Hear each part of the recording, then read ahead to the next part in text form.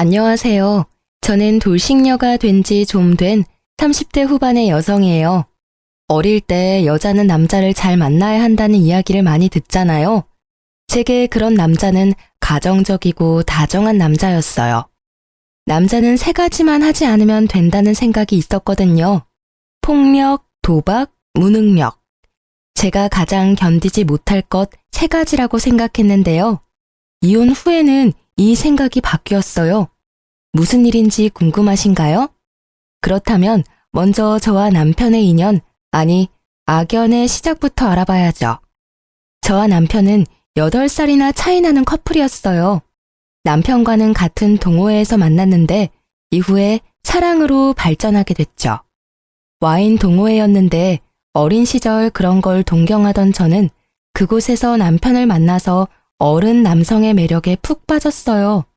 물론 지금 생각하면 당장 빠져나와야 할 허영의 늪이었지만 그때는 그게 그렇게 멋있어 보이고 좋았거든요. 20대 중반이라 한창 호기심 강하고 이것저것 경험하고 싶을 때였거든요. 25 여성이 33세 남성과 사랑에 빠져 1년간 연애를 했죠. 사실 당시에는 제가 너무 어리다는 것과 어머니가 계시지 않다는 점, 그 두 가지의 이유로 시부모의 반대가 있었어요. 시부모를 그 당시에는 만나지도 못한 채 거절당해야 해서 꽤 많이 상처받았었죠. 결국 저희는 헤어져야 했어요. 그런데 3년 뒤에 다시 재회하고서는 그 불이 더 커져서는 결국 제 나이 30쯤에 결혼에 꼴이 나게 됐어요. 솔직히 3년 사이에 남편이 결혼했다가 이혼을 한 전력이 있다는 걸 알고 살짝 고민도 했지만 헤어진 이유가 성격 차이였다는 걸 듣고는 괜찮다고 안일하게 생각해버렸어요. 당시 저는 이렇게 괜찮은 남자를 놓치다니 그 여자 보는 눈도 없다고 생각했지만 지금에 와서는 그 여자도 나랑 똑같았구나 싶더라고요. 남편은 나쁜 사람은 아니었지만 조금 수동적인 스타일이었어요. 크고 작은 일을 제게 맡기는 의존적인 성격이랄까? 그리고 일이 바쁘다는 단점 외에 나와 함께 있을 때는 언제나 상냥했기에 결혼 생활 유지에 큰 문제는 없을 거라고 생각했거든요. 그런데 그 상냥함이 큰 문제가 될 줄은 몰랐어요. 처음 그의 남다른 상냥함에 피해를 본 것은 아이를 낳은 지 6개월쯤 되던 날이었어요. 저는 아이를 낳기 전에 퇴사를 했고 당시 갓난쟁이였던 아들을 키우던 중이었어요. 남편은 영업직으로 일하며 많은 사람을 만나는 게 일이라 회식이나 회의 끝에 음식이나 디저트를 사는 일이 많았고 그들의 회식을 대신 계산하는 일도 종종 있었어요. 보통 남편 카드로 결제를 해서 제가 아는 일은 크게 없지만 그날은 이상하게 제 명의의 생활비 카드로 결제가 됐다고 문자 알림이 오더라고요. 숙박업소에서 결제된 내역인데 순간 저는 오늘 고객이 술이 많이 취했나 보다 하고 편하게 생각했었어요. 그런데 이상하게 2시간쯤 있으니 다시 알림이 오더라고요. 보니까 카드 내역이 취소가 됐다는 내용이었어요. 이상하다는 생각을 하고 있는데 바로 남편 전화로 전화가 오더라고요. 응, 오빠. 저기요. 내가 생활비 카드를 잘못 써서 내역이 갔을 거야. 내가 알아서 취소했으니까 신경 쓰지 말라고 전화했어. 고객이 술이 너무 취해서 모텔을 잡아줬는데 남의 지갑에 손대기 좀 뭐해서 내 카드로 쓴다는 게 생활비 카드였어. 에휴, 그런데 취소해도 되는 거야? 그 사람 아직도 자고 있는 거 아니야? 중간에 깨서 자기 카드로 결제하라며 카드를 들이밀길래 나도 내가 낸 카드값 환불했지. 우리 아들 장난감 하나라도 더 사주려면 아껴야지. 안 그래? 근데 그 사람은 무슨 술을 그렇게 마셨대? 오빠는 많이 안 마셨어?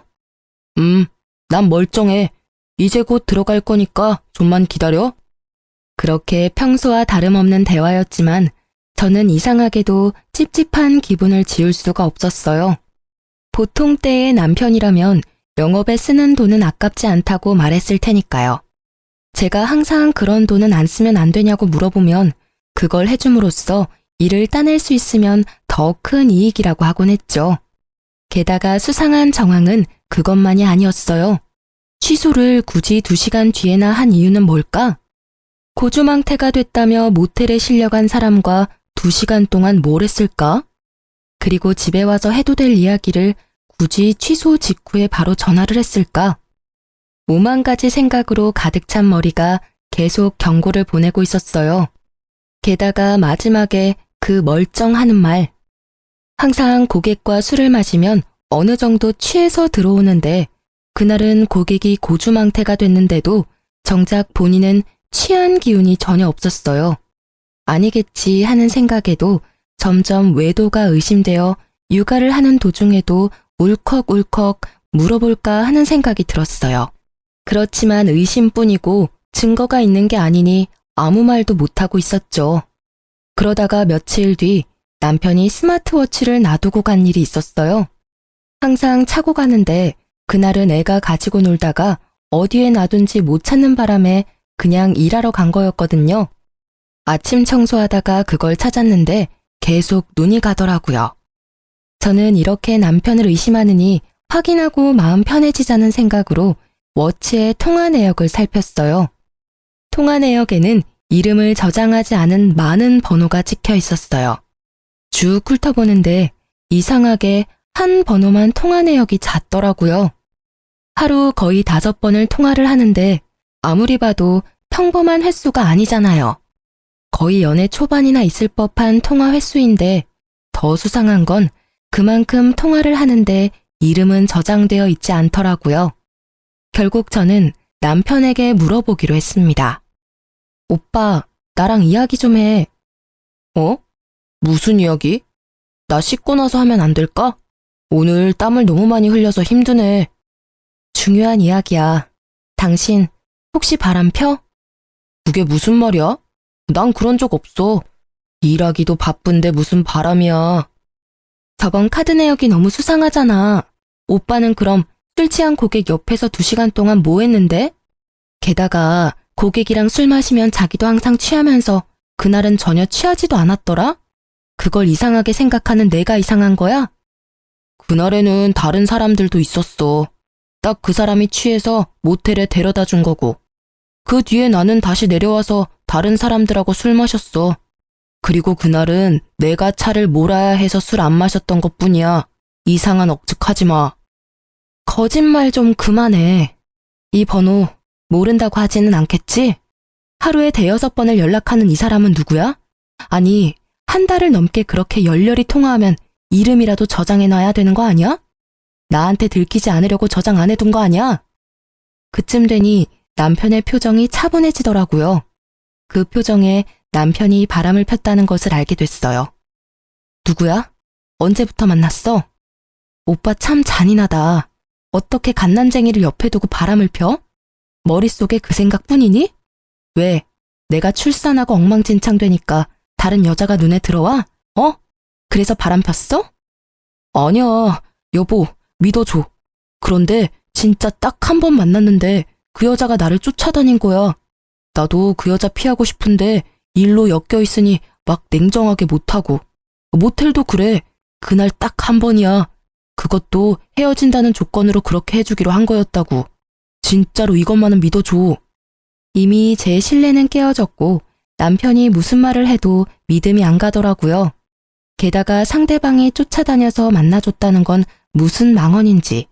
싫으면 다른 직원에게 그 여자 처분을 맡기면 될 것을 지도 싫지 않았으니까 연락하고 만났던 거 아니에요. 저는 둔한 마음을 삭히지 못했어요. 그리고 다음날 예정되어 있던 시댁과의 식사 자리에 참석을 해서는 시부모에게 남편의 바람 사실을 알렸어요. 물론 곧 후회했지만요. 왜인지 잘 아시죠? 팔은 안으로 굽어요. 그것도 심하게. 어머님, 말씀 들어보세요. 오빠 일한다고 늦게 들어오는 동안 다른 여자 만나고 있었어요. 아직 아들이 6개월밖에 되지 않는데요. 그게 진짜니? 우리 애가 다른 여자 만나고 다니는 걸 네가 직접 봤어? 그런 부적절한 행위를 하는 걸 직접 눈으로 본 거야? 그건 아니지만 모텔 결제 내역도 있고 남편이 직접 제게 실토했어요. 나도 들었다. 딱 한 번이라며? 그것도 앞으로 그러지 않는다는 조건으로 한 번이라는데 넌 그것도 이해를 못 해주니? 지금 뭐가 문제야? 애가 네 옆으로 돌아왔으면 다 되는 일 아니니? 그럼 너는 얘가 바람 펴서 이혼이라도 하겠다는 거니? 내가 보기에 너 약간 의부증 있는 것 같아. 무슨 망상으로 내 자식 망치려는 거야? 이 좁은 동네에서 소문이라도 나면 네가 책임질 거야? 의부증이라뇨. 이미 오빠가 다 이야기했다고요. 바람을 핀 건 오빠인데 지금 왜 제가 여기서 혼나고 있는 거죠? 아무리 팔이 안으로 굽는데도 이건 아니죠. 잘못한 일은 잘못했다고 해야 일이 바로 잡히는 게 기본 상식이잖아요. 그러면서 저한테 엄마 없이 자랐다고 무시하셨던 거예요? 어머님 아들을 좀 보세요. 얼마나 곱게 자랐으면 이렇게 작은 아들을 두고 다른 여자랑 바람을 펴요. 시모와 저의 언쟁이 커지자 결국 남편과 시부가 저희를 뜯어 말렸어요. 그러면서 집으로 돌아가는 차 안에서 남편이 제게 말하더라고요. 정말 미안해. 내가 어떻게 하면 당신이 나를 용서해 줄까? 내가 할 수 있는 건 뭐든지 할게. 응? 남편은 용서를 구하고 있었고 저는 이 당시만 해도 이혼을 생각할 만큼 경제적으로 좋은 상황은 아니었어요. 그래서 결국 조건을 걸고 용서를 하기로 했어요. 오빠가 내 요구에 응하면 우리 아들을 봐서라도 한 번은 용서해 줄게. 그래, 그게 뭔데? 내가 다 할게. 일단 그 여자 먼저 정리하고 당분간 폰에 위치 추적 앱 깔아놔. 내가 언제 어디든 오빠 어디서 뭐 하는지 확인할 수 있게. 그리고 앞으로 뭘 하든 평소 루틴과 다르면 실시간으로 연락하고 전화할 때는 영상통화로 해. 알았어. 그렇게 할게. 걱정하지 마. 나 진짜로 이번 한 번뿐이었어. 그러니까 앞으로 그런 실수는 안 할 거야. 언제든 자기 원하면 영상통화해. 영업 중이라도 달려가서 받을 테니까. 너무도 흔쾌히 받아들이는 남편의 모습이 영 찝찝했지만 그 뒤로 제가 한 말을 철저히 지키는 남편을 보며 정말로 그것뿐이었나 하는 생각이 들었어요. 물론 그건 저의 착각이었지만요. 남편은 외도가 들킨 다음부터 저에게 더 잘해주기 시작했어요. 제가 냉정하게 대할수록 더 살갑게 대하더라고요. 저의 앙금도 살짝 가라앉기 시작했을 때쯤에는 깜짝 선물도 해줬어요. 자기야, 잠깐 눈 좀 감아봐. 갑자기 눈은 왜? 아니, 진짜 감아봐. 어서. 눈을 감은 내 손을 끌어당긴 남편이 제 손 위에 무언가 얹어줬어요. 눈을 뜨니 작은 상자가 있더라고요. 이게 뭐야? 짜잔. 예쁘지? 이거 엄청 비싼 다이아 반지야. 자기 고생시키는데 미안한 마음이 들어서 이번 특별 보너스랑 적금 조금 합쳐서 샀어. 남편은 그렇게 말하며 제 손가락에 반지를 끼워주더라고요. 그 반짝거리는 영롱거림이 어찌나 아름답던지 제 눈을 멀게 만들 뻔했어요. 너무 예쁘다. 비싸지는 않았어? 뭐 1,000만 원쯤 되긴 했는데 자, 여기 보증서. 잘 넣어둬. 저는 남편의 모습에 이제 진짜로 남편이 반성을 하고 있다고 받아들였어요. 왜 외도를 들키면 적반하장으로 나오는 사람이 많은데 남편은 제게 더 잘해주고 있었으니까요. 그래서 마음의 경계를 살짝 허물었어요. 그런데 그런 저의 레이더에 걸리는 게 하나 생겼어요. 다이아 반지 선물을 해주고 난 뒤 남편은 유독 폰 게임을 많이 했어요. 처음에는 조금씩 하는 듯 하더니 어느 날은 보니 하루 종일 그걸 켜놓고 하고 있더라고요. 업무 스트레스가 심해서 게임을 하는 건가 하고 생각하고 있었는데 이상하게 어딜 가든 그 게임 앱을 틀어놓고 점점 저와의 대화도 무성의하게 답변하더라고요. 그게 눈에 보이기 시작하니까 저도 이상한 생각이 들었어요. 그치만 이상한 게 왜 이상한지도 모르겠고 그냥 살짝 기분만 상해 있었죠. 그렇게 눈치만 보던 중 남편이 잠깐 쓰레기를 버리러 나갔는데 그날따라 양이 너무 많아서 폰을 놔두고 갔거든요. 수상한 행동이 게임이랑 관련이 있을 것 같아서 게임을 켰는데 그냥 폰 게임이더라고요. 그런데 왼쪽 채팅이라고 적힌 창에 빨간 점이 떠 있더라고요. 이상해서 터치했더니 귓속말이라는 항목이 있었어요. 그리고 그 안에 들어갔더니 세상에 누군가와 대화한 내용이 빼곡이 들어가 있는데 그 내용이 충격적이었죠.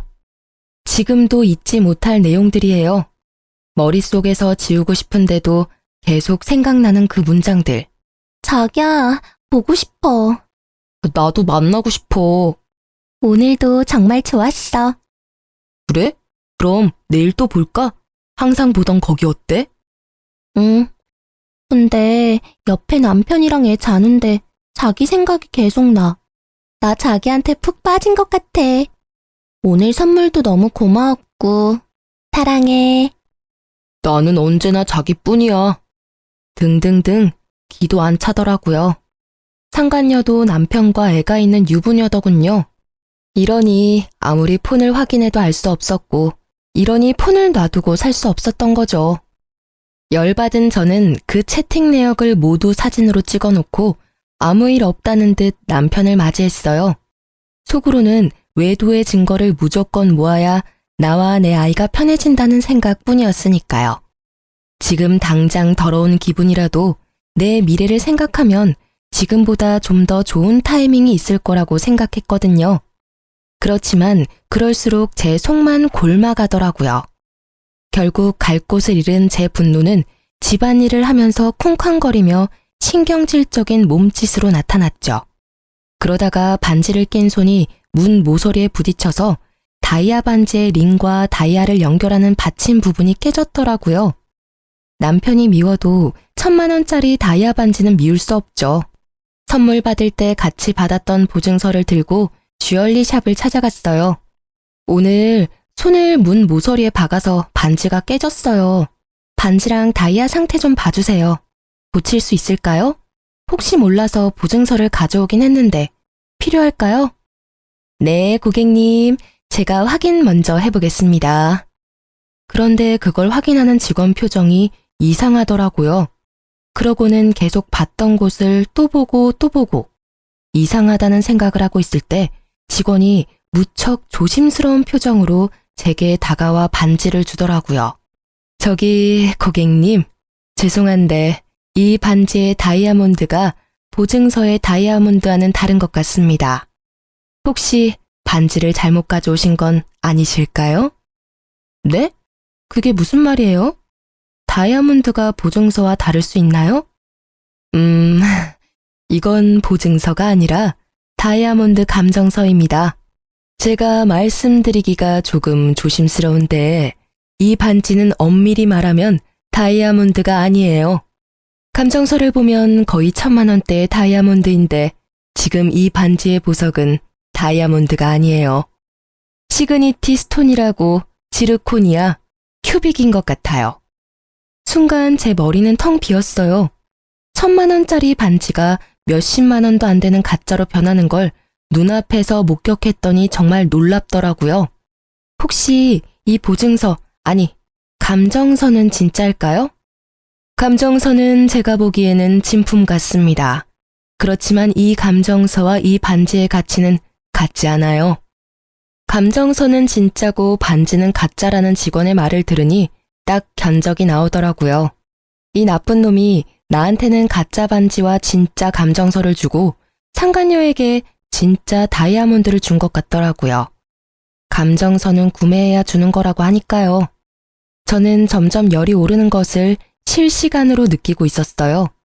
주얼리샵에서 쪽팔리는 건 둘째치고 정말 지금 당장 이혼하고 싶은 생각밖에 없었거든요. 그렇지만 저는 냉정하게 생각하기로 했어요.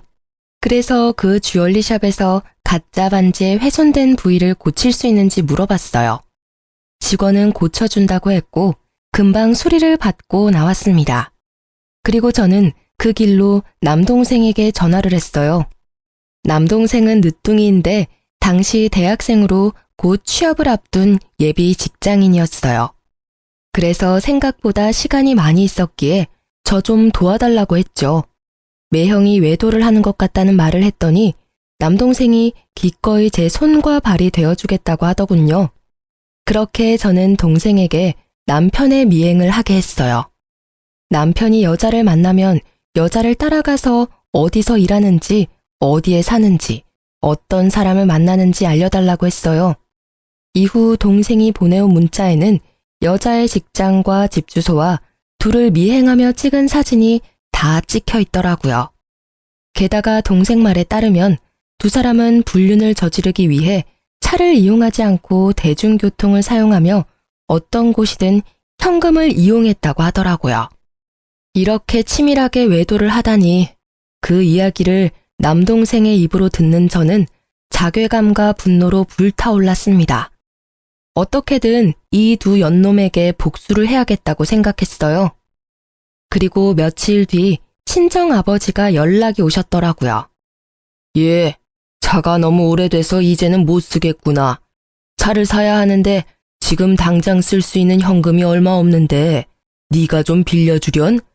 아빠 적금 끝나면 이자 쳐서 돌려줄게. 아버지가 제게 도움을 청하시더라고요. 저는 아버지의 전화에 아주 좋은 생각이 떠올랐어요. 그날 저녁 그 여자와 만나고 돌아온 남편에게 저는 한치의 의심도 없는 표정으로 남편을 향해 물었어요.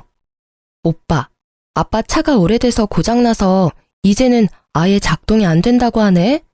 내가 아빠 고생한 의미로 차 살 때 돈을 좀 보태주고 싶은데 내가 지금 돈 버는 것도 아니고 좀 그렇잖아.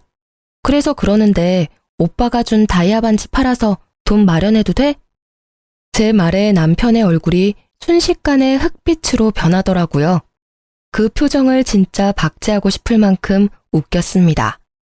가짜 반지를 줬다는 그 명확한 증거가 얼굴에 드러났거든요.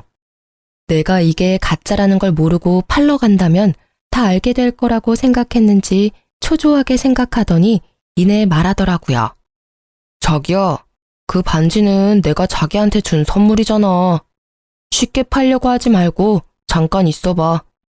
어차피 장인어른 차도 바꿨어야 했고 나도 사위된 입장에 도움을 드리는 게 맞는 것 같으니까 내가 돈 마련해서 줄게. 그럴래? 그럼 좋지. 그렇잖아도 내일 주얼리 샵이나 갈까 했거든.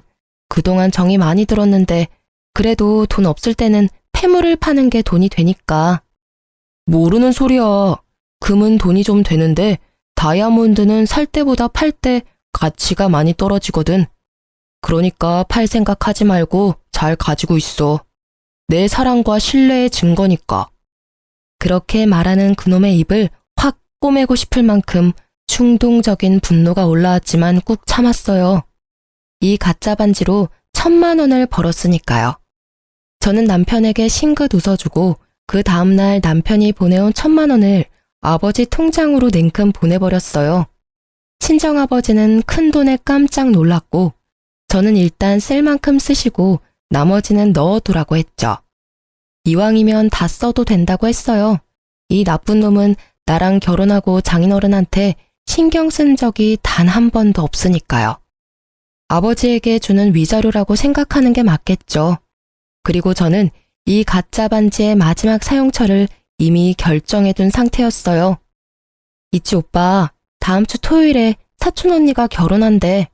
내가 애 본다고 못 가겠다고 했는데 꼭 오라고 하더라고. 근데 지방이라서 1박으로 다녀와야 하는데 갔다 와도 될까? 오빠는 힘들 테니까 집에서 쉬고 나도 오랜만에 친정 식구들하고 여행 가는 기분으로 다녀오게. 애기랑 같이 가서 애기 자랑도 하고 이왕 간 김에 오빠가 준 다이아 반지도 자랑하고 오게. 물론 사촌 언니의 결혼은 거짓말이었어요. 그렇지만 남편은 보기 좋게 걸려들더라고요. 그래, 갔다 와. 당신도 바람 좀 쐬야지. 아들은 나랑 있으면 더 올 것 같고 아직은 엄마 품이 더 좋은 것 같으니까 같이 갔다 와. 대신 그 다음 날에는 내가 육아 전담할 테니까. 그럼 괜찮겠지? 그놈은 웃으며 제게 그렇게 말했습니다. 그 시커먼 속을 제가 모를 줄 알았나 봐요. 눈에 띄게 즐거워하는 눈빛을 보니 이번에도 제가 없는 틈에 상간녀와 만날 것 같더라고요. 그 모습을 보며 저는 속으로 비웃었지만 겉으로는 환하게 웃으며 말했어요. 응, 고마워. 사실 그날 오는 사촌 언니가 주얼리 디자인을 하는 언니거든.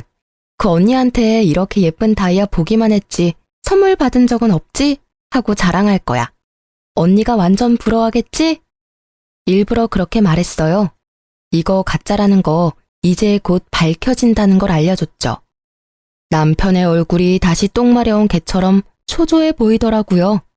제 알 바 아니지만 이쯤 되면 이 똥 마려운 개가 뭔가 조치를 취하려고 할 거라 예상했어요.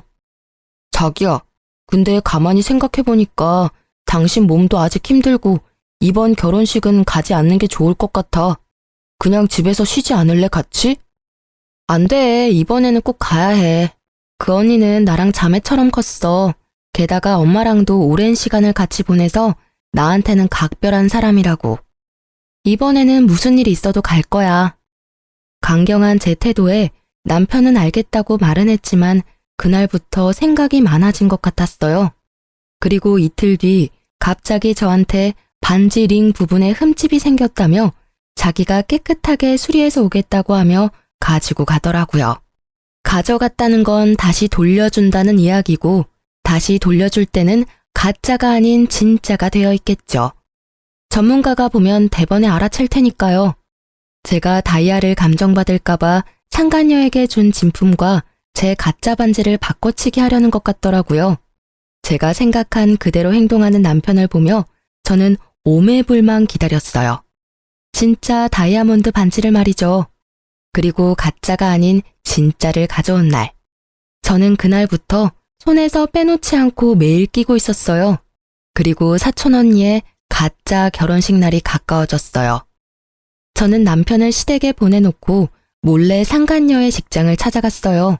그리고 점심 먹으러 나오는 상간녀에게 다가가 말을 걸었죠. 안녕하세요. 누구세요? 저 당신이 바람피는 남자 와이프예요. 잠시 카페에서 얘기 좀 하실래요? 직장 앞에서 시끄러워져도 좋다면 전 여기도 상관없어요. 상간녀의 표정이 살짝 당황하는 듯 하더니 이내에 당당해지더라고요. 참 이상한 게 왜 불륜을 저지르는 것들은 그렇게 당당할까요? 이 여자도 딱 그 모양새였어요. 내 남자에게 사랑받는다는 그 자신감이 이 해픈 여자를 당당하게 만든 모양이니 그걸 확 깨부셔주고 싶었거든요. 당신이 우리 남편이랑 깊이 사귀고 있는 거 알아요. 그래서 당신한테 하나 알려주려고 왔어요. 그 남자 보기보다 여자가 많아요. 당신 말고도 만나는 여자가 있으니까요. 그걸 왜 저한테 이야기하세요? 우리 사이 흔들려고 하시는 것 같은데 저는 그런 거에 흔들리지 않아요. 그 사람은 서로 이혼하고 결혼하자고 했거든요. 그 말에 거짓이 없다고 생각해요. 싸움에 진 개가 여기까지 와서 짖는 건 좀 아니죠? 이 상간녀에게 거짓말을 하고 있는 내내 저는 상간녀의 비아냥거리는 말을 들으며 분노를 삭히고 있었어요. 그렇지만 그녀가 말하는 남편의 말이 진심이라고는 생각 안 했어요. 만약 남편이 저와 이혼하고 싶었으면 이렇게 저자세로 나오면서 가짜 반지로 환심까지 사려 하진 않았을 테니까요. 저는 최대한 여유로운 표정으로 웃어 보였어요. 한 방 먹여줄 시간이었거든요. 미안한데 그 남자가 당신을 사랑하고 있다고 생각한다면 그건 착각이라고 말해드리고 싶네요. 아시려나 모르겠네요. 그 남자요, 저랑 이혼할 생각이 없어요. 왜인지 알아요? 당신 그 손에 낀 반지 제 거랑 닮아 보이는데 그거 가짜거든요. 당신 존재가 그 정도뿐이라는 이야기죠. 제 말에 상간녀의 당당하던 얼굴이 놀라더라고요. 이거 진품이야. 같이 가서 확인도 했다고. 상간녀의 행동을 보니 남편 놈이 상간녀에게 상황 설명하지 않고 몰래 반지를 바꿔온 것 같더라고요. 물론 그랬겠죠. 외도나 하는 남자가 잠깐 바꿔치기 하면 될 일을 하며 애인에게 미움 살 일을 하지는 않을 테니까요. 저는 그래서 더 좋았죠. 못 믿겠으면 주얼리샵 가서 감정 받아봐요. 진짜인지 가짜인지. 그래야 당신이 사랑하는 그 남자 진심이 뭔지 알게 되겠죠. 아시겠지만 진짜를 준 상대가 좀 더 소중한 법이에요. 그렇지 않아요? 가격 차이가 어마어마할 텐데. 제 말에 상간녀가 순식간에 눈치를 채더라고요. 진짜로 자기 반지가 가짜일 수도 있겠구나 하고요. 당연히 가짜죠. 남편이 진품이랑 바꿔왔으니. 뭐 그 사람이 저한테 비중을 더 뒀다 해도 어차피 저는 이혼할 거예요. 그리고 상간녀 소송도 같이 진행할 거고요. 무슨 이야기인지 아실 거라고 생각해요. 저는 보시다시피 당신 직장도 알고 심지어 집도 알아요. 제가 어떻게 할 것 같아요? 온 동네 소문 다 내줄까요? 그러기만 해봐. 나도 명예훼손으로 고소할 거예요. 아무리 내가 나쁜 짓을 했더라도 당신도 그러면 범법자야. 알아? 잘 알고 있어요. 그러니 제 걱정은 말고 고소하세요. 저는요, 명예훼손으로 고소당해봐야 별 타격 없어요. 벌금? 위자료로 물면 되겠죠. 그리고 소문나는 거? 지금 제가 피해자인 거 알고 그러시는 거예요? 저는 그런 거 신경 안 쓸 거니까 편하게 해요, 고소. 대신 당신은 남편, 친척, 친구, 동료들에게까지 다 소문나서 어디에서도 얼굴 못 들고 다니게 만들 거야. 제 말에 상간녀의 표정이 금세 일그러지더니 그 자리에서 고개를 숙이더라고요. 2번 다시 만나지 않을 테니까 남편과 아이에게만은 알리지 말아주세요. 열년 하셨네. 이렇게 남편, 아이 지극히 생각하는 여자가 어떻게 남의 남자랑 바람을 필 생각을 했어? 그냥 계속 만나. 만나면서 내가 언제 너희 집 직장에 소문낼지 기대하고 있으라고. 저는 그렇게 말해주고 상간녀를 놔두고 나와버렸어요. 딱히 소문을 내고 싶은 마음은 없었어요. 제가 그 상간녀에게 주고 싶었던 건 언제 소문이 날지 모른다는 두려움, 바로 그거였거든요. 평생을 조마조마하게 눈치 보며 살라고요. 그리고 상간녀를 만나고 온 그날 남편 놈도 상간녀와 만나 이야기를 들었는지 초췌한 몰골로 집으로 들어오더군요. 들어오더니 깜짝 놀라더라고요. 그럴 수밖에요. 제가 세팅을 다 해놨거든요. 남편놈 불륜 자료와 시부모님까지. 왔어? 그 여자는 잘 만나고 왔나 봐? 얼굴 보니 다 들었나 보네. 너 꼭 그렇게까지 해야 했어? 그 여자 왜 찾아갔는데? 이런다고 뭐가 달라지는데? 제발 좀 그만해라. 조용하게 좋게 넘어가자고. 조용하게 넘어가다니 더 크게 벌려야지. 그래서 내가 준비 다 해놨어. 어머님, 아버님한테도 다 보여드렸어. 보셨죠? 남편의 애까지 있는 여자랑 바람나서 자기야 사랑해 하하호호 하며 즐겁게 지낸 거. 아무리 그래도 어린애를 두고 너무한 거 아닌가요? 바람 피면서 지 자식 얼굴은 무슨 낯짝으로 마주봤나 몰라요. 네가 뭔가 잘못한 거 아니니? 이 대화 내용이 우리 아들이 한 거라는 증거도 없잖니? 게다가 이제까지 잘해줬다면서. 그거면 됐지. 남편이 돌아올 때까지 기다렸으면 될 거 아냐? 아니 외박을 하기를 해. 그 여자랑 단둘이 여행을 가기를 해. 꼬박꼬박 집에 들어오고 애 잘 보고 집안일 잘해주는 남편한테 뭐가 모자라서 이렇게 들쑤시고 다녀? 어머니, 잘해주고 잘못을 저지르면 다 용서해야 하나요? 세상에 그런 게 어딨어요. 외박하고 단둘이 여행을 꼭 가야 외도인가요? 두 사람 대화 내역과 모텔 간 횟수를 보세요. 제가 꼭 이렇게 노골적으로 이야기를 해야겠어요? 아, 혹시 첫 번째 부인도 이렇게 이혼했나 보죠? 제 버릇 남 못 준다고 그때도 똑같이 그랬나 봐요. 그래, 그때는 내가 상간녀가 될 뻔했지. 어디서 아무것도 모르는 게 여기 와서 난리야? 너 그 당시에 유부남이랑 사귀었다고. 너도 그 상간녀랑 다른 게 뭐야? 어? 어디서 이게 잘난 척 어른들한테 따지고 들어? 시모의 폭탄 발언에 저도 순간 말문이 막혔어요. 분명히 제게 이혼했다고 이야기했었는데 그게 아니었더라고요. 이 나쁜 놈은 이혼 직전 별거 기간 중에 저를 만난 거였어요. 그 사실까지 알게 되니 더 이혼해야겠다는 생각이 들더라고요. 그때 분명 돌싱이라고 했어요. 이혼했다고 했으니까 만났지. 와이프 있었다는 걸 알았다면 절대 만나지 않았을 거라고요. 그때부터 나를 속였어. 나까지 망치려고. 나를 상간녀로 만들 뻔했다고. 야, 이 나쁜 놈아. 제가 받은 충격은 상상 이상이었어요. 나를 상간녀로 만들 뻔했던 남편놈의 대담한 행각에 그저 말문이 막힐 뿐이었어요. 그런 내게 아직 할 말이 남았는지 남편은 여전히 구구절절 내게 핑계 겸 탓을 하더라고요. 그래, 내가 총각 행세는 했지만 그때는 이혼 전 별거 중이었어. 그만큼 내가 너를 좋아했다고. 내가 바람은 피웠지만 언제나 너한테 돌아왔잖아. 이번에도 기다려줬으면 네 옆으로 돌아왔을 거라고. 그리고 내가 바람 핀 게 그렇게 충격적이야? 아니, 내가 바람을 안 피는 게 이상한 일 아니야? 네 그 모습을 보면 어떤 남자가 당신한테 매력을 느낄 수 있어. 내가 잘못하긴 했지만 당신도 너무 편하게 있었던 거 아니야? 좀 꾸미고 예쁘게 있을 수도 있잖아. 바람을 필 원인을 당신이 제공한 거나 다름없다고. 나를 좋아했다는 사람이 이런 짓을 해? 그래 놓고 내가 원인을 제공을 했다고? 내가 잘못한 게 있다면 네 새끼 아들 낳아서 키우느라 꾸미지도 못하고 몸매 망가진 거 하나야. 내가 원해서 망가졌어? 그럼 나 혼자 원해서 애 낳았니? 어디서 그딴 식으로 말할 수가 있어?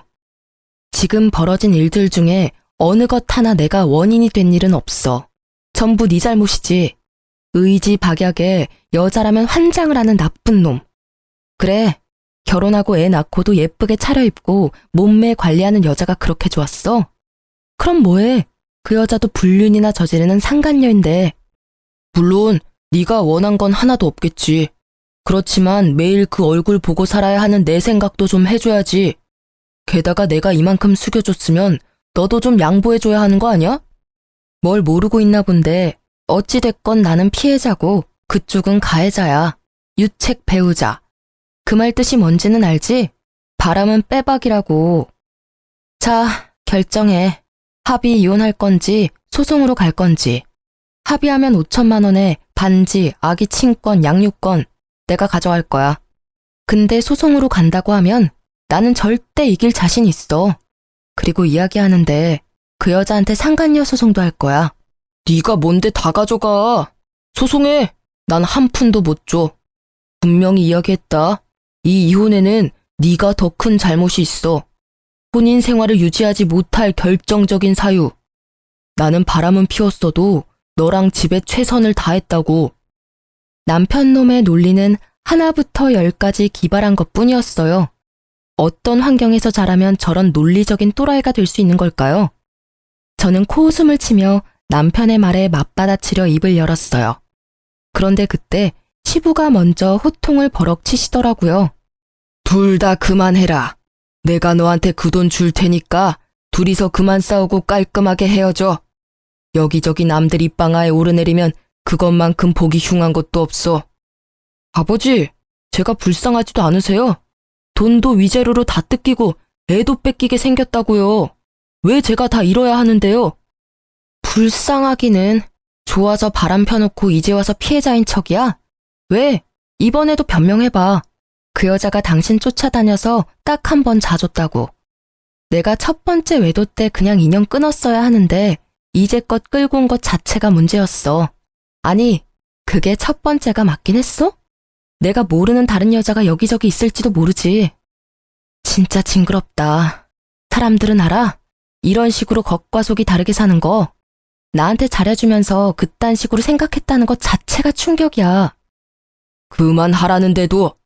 너 앞으로 결혼해 결자도 꺼내지 마라. 여자 만나고 싶으면 결혼하지 말고 미혼 상태로 만나. 괜히 결혼해가지고 이런 분란을 2번이나 만들고. 내가 네 첫 이혼 때도 얼마나 창피했는지 알고나 있어? 네가 나한테 아들 노릇하고 싶다면 적어도 그 정도 책임은 져라. 앞으로 또 이런 구설수 생기면 상속은커녕 내 재산 전부 사회에 기부해버리고 갈 거니까. 시부는 동네에서 작은 음식점을 하시는데 아무래도 동네 사람들 상대로 하시는 장사다 보니 이런 안 좋은 일에 민감하셨거든요. 제가 보니 첫 번째 결혼 때도 이래저래 이야기가 많아서 장사에 악영향이 있었던 것 같더라고요. 그러니 이번에 아들이 2번째 이혼을 했다고 소문이 나면 이래저래 저번보다 더 타격이 클 것 같았는지 돈으로 조용히 무마하고 싶어하는 눈치였어요. 저야 그 편이 훨씬 좋았지만요. 사실 이 시댁에 좋은 기억이라고는 하나도 없잖아요. 연애 때도 거부당하고 결혼 때도 겨우 허락받았고 지금은 아예 골칫거리 취급 당하고 있으니까요. 결국 시부의 불호령으로 이혼은 합의로 끝내기로 했습니다. 저는 결국 제가 원하던 걸 가져오게 됐어요. 위자료에 친권, 양육권, 그 와중에 진짜 다이아몬드 반지와 아버지 차 살 때 준 돈까지 찰뜰하게 다 챙겼어요. 애아빠니까 양육비는 꼬박꼬박 보내. 보내지 않으면 오빠 회사에 찾아가서 모두 밝혀버릴 테니까. 영업하니까 평판이 얼마나 중요한지는 잘 알겠지? 나도 한다면 하는 여자인 거 오늘 봐서 알 거 아니야. 그 말을 꺼내는데도 그놈은 아무 대꾸도 없더라고요. 그 이후로 이혼하고 지금껏 제게 찾아오거나 연락을 한 적이 없었어요. 솔직히 저도 받을 거 다 받았으니 이제는 인연을 끊어버리고 싶었어요. 물론 지가 염치라는 게 있으면 연락을 안 하는 게 상식이겠죠.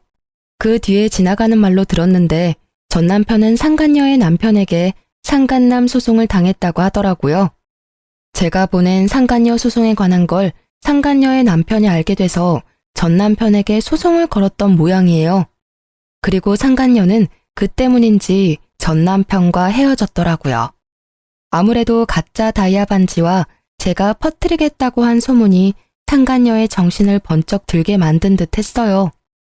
전 남편은 저와 헤어지고 그 상간녀와 새살림을 차릴 생각이었던 것 같은데 결국 계획은 모두 무산됐다고 하고요. 소문으로는 그 상간녀에게 버려졌다고 하더라고요. 얼마나 고소한 소식이었는지 몰라요. 들으면서도 엄청 비웃어줬어요. 고작 이 정도의 깨질 사이면서 모든 걸 걸고 불륜을 저지르다니. 게다가 시부모 또한 아들 자식 바람나서 처자식 버렸다는 소문이 온 동네를 휩쓸어버리는 바람에 동네 장사 접고 다른 곳으로 이사를 갔다고 하더라고요. 그리고 전 남편은 상간녀와 헤어지고 난 뒤에야 직장에 소문이 나는 바람에 회사를 옮겼다고 하더라고요. 나중에 한 사실인데 전 남편이 저와 헤어지지 않으려고 저한테 잘해주려고 했던 이유가 따로 있더라고요. 이미 첫 번째 이혼에서 여자를 너무 좋아해서 바람 때문에 이혼했다는 소문이 직장에 쫙 퍼졌다고 하더라고요. 그런 와중에 두 번째 이혼만은 절대 사수하려고 한 모양이었어요. 어떻게든 정상적인 사람으로 보이고 싶었나 봐요. 결혼을 2번을 했는데 2번 다 외도로 이혼했다고 하면 분명히 그런 사람으로 찍힐 거라고 생각한 것 같더라고요. 그런 소문이 무서우면 그런 행동을 하지 않으면 될 일을. 결국 습관처럼 다른 여자하고 붙어먹다가 이 난리를 만들게 됐으니 자업자득이죠. 어쨌든 그 퇴사 소식에 이제 절대 저와 만날 일 없을 거라는 생각에 속이 후련해졌어요. 저는 친정아버지와 함께 아이 키우며 잘 지내고 있어요. 애가 어느 정도 커서 일에 다시 복귀했죠. 이제는 몸매 관리도 좀 하고 예쁘게 꾸미기도 해요. 아줌마지만 꾸미기 시작하니 점차 자존감이 올라오더라고요. 최근에는 좋은 감정으로 만나는 사람도 있는데 아이의 앞날을 먼저 생각해서 어떻게 할지 결정하려고요. 사랑도 중요하지만 제게는 아이가 더 중요하다는 생각이 요즘에는 특히 더 강해졌어요. 사랑에 함정이 많다는 걸 알게 돼서 그런 것 같아요. 힘들 때 이런 사연 보며 정신적으로 도움을 많이 얻었는데 제가 이렇게 쓰게 되니 어색하지만 후련하기도 하네요. 사연을 쓰면서 다시 깨달은 거지만 바람 피는 건 용서를 하는 게 아니에요. 그냥 바로 거르는 게 정답이죠. 모두들 이건 잊지 마세요. 긴 글 끝까지 읽어주셔서 너무 감사하고 모두들 행복한 하루 보내세요.